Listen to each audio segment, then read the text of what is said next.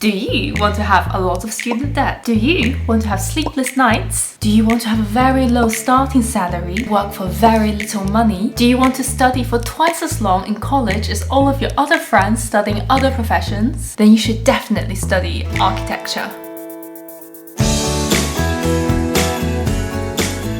Hi guys, my name is Baixu. I'm a licensed architect in both the UK and Germany. In the previous video, I detailed the path I took to getting licensed. It's a really long path, and I think there are a lot of negatives along this journey. And to be honest, I really wish that people told me before I had started. So I'm going to be dropping a lot of truth bombs. Not all of it is going to be positive, but I will put on some positive music in the background to help make the medicine go down a little bit smoother. You're welcome. So let's get started. So I'm going to talk about it in 3 different parts. The first part is about the studying, the second part is about money, and the third part is about job satisfaction. So everything I'm saying here are just based on my own experiences and the stories and the conversations I've shared with my friends and with people I studied with. And of course, I'm quite a young architect still, so my experience does not reflect the entire profession. I think if you're a 50 or 60-year-old architect, you would have a much different story to tell and a completely different experience to share. So first, let's talk about the actual studying. You will be studying for a very long time. The minimum amount of time it takes to qualify in the UK is 7 years, and out of these 7 years,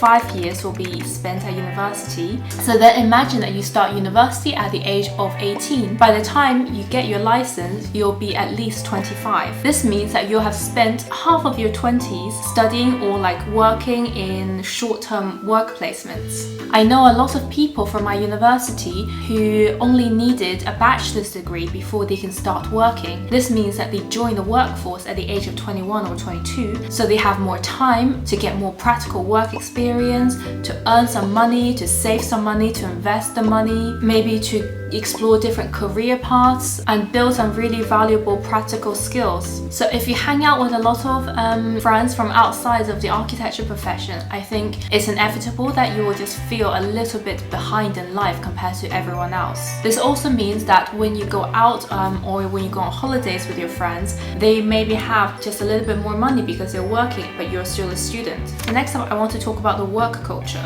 So at university, a lot of your work is based on design projects, and when anything is design related, it means there's unlimited possibilities to your solution. You can really create numerous iterations on the same problem. You work at it again and again and again. You change everything after each tutorial, after each crit presentation. You just always want to change because you always want to improve your project and make it better. This means that it's very likely that you'll be working right up until the deadline. It's not just you, everyone will be doing it. This sort of mentality cultivates a really unhealthy kind of work habit. It becomes really normal for people to just be pulling all-nighters, especially towards the end of deadlines or right before a presentation. You spend easily 80-90% of your waking hours in design studio working.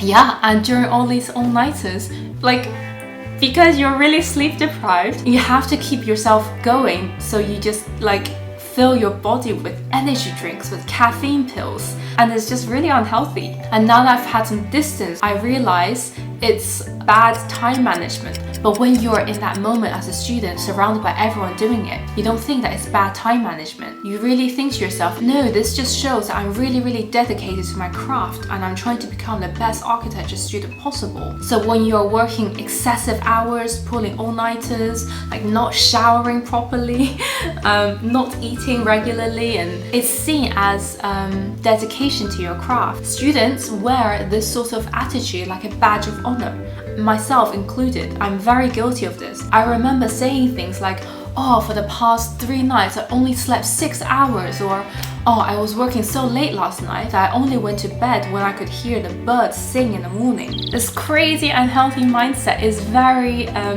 infectious, and it's really common. So mentally prepare yourself for this. Okay, now let's talk about money. Money. Okay, so First of all, when you're doing internships or placements, be aware that you don't get paid very much at all.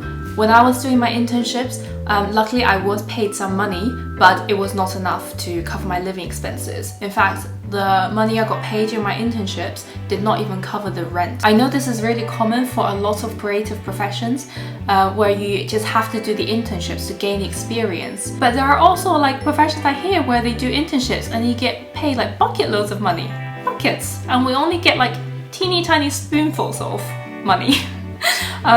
So this is just something to be aware of. Oh yeah, and because your internships don't really pay much, you have to really plan for them. So either you have to have savings from a different job, or be very nice to your family and hope that they give you some money to get you through the lean years. And also, like I said before, because you don't really start working a proper job until much later than your peers, it means you have less time to save and earn money and get promoted and get salary increases. So you just start much later. Studying for really long periods of time, doing a bachelor's degree, a master's degree, and your part 3, they all cost a lot of tuition. Therefore, it's pretty likely that you'll rack up a lot of student debt. And after you've graduated, you would actually be really surprised at your starting salary. I think a lot of people will be very disappointed at how little your starting salary is, considering how long you've studied for. Working in the architecture profession, I think it's also very rare that you would join a really large corporate company that gives you a lot of great benefits. Things like bonuses, company cars,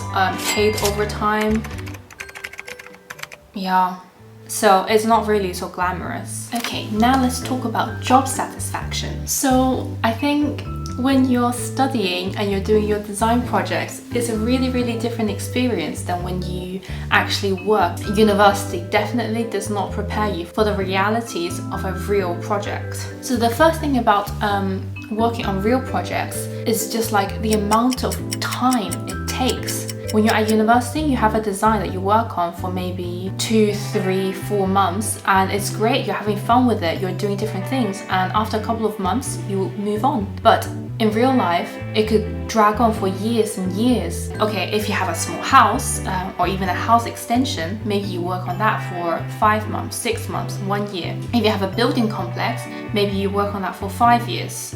6 years. And then if you start working on master planning projects, oh my god, the timeline for these projects could be 30 years, 40 years. So what I found is that normally, even when you really love a project, by the time you worked on it for 2.5 years, you're probably really bored of it and you probably just want to move on, and you probably feel like you have spent way too much of your waking hours thinking about every single detail. So I guess the best way to combat this is just to work on small scale projects, because they move very fast, they get built quickly. And so when you work on small projects, I think it's really great that you get exposed to a whole variety of tasks, and it's very likely that you experience a project from beginning to end stage within a matter of months or year, 2 years. So you get given a lot of responsibility. However, after you've done it a couple of times, maybe you realize that you don't enjoy doing every single stage of a project. A lot of it could be really fun.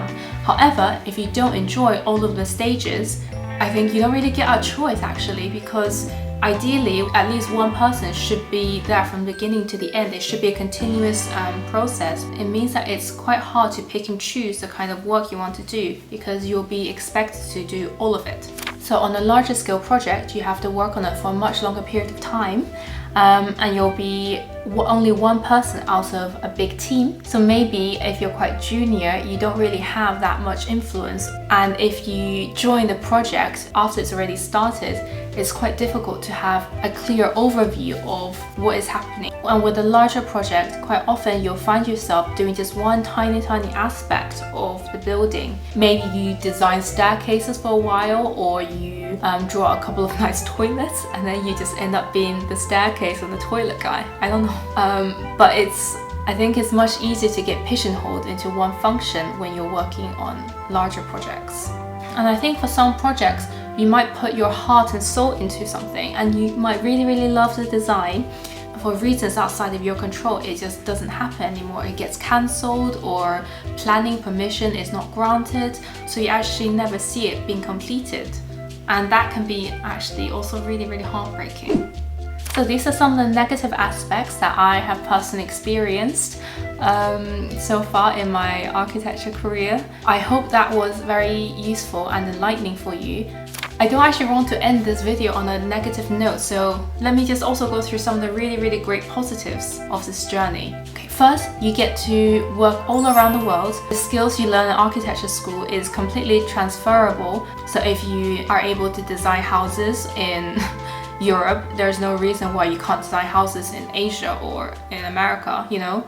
And the people that are in this profession are really fun and creative. Yeah, a lot of architects are very nice and very kind and very gentle, creative souls that just want to leave the built environment a nicer place, and they found it. On this journey, you really find a lot of lovely people that you build lifelong friendships with. And after you study architecture, if one day you decide you don't want to do it, you learn some great skills that's completely transferable to a different profession. Just off the top of my head, I think I've also gotten really good at graphic design, at photoshopping, at 3D modeling, just basically anything that requires an aesthetic eye.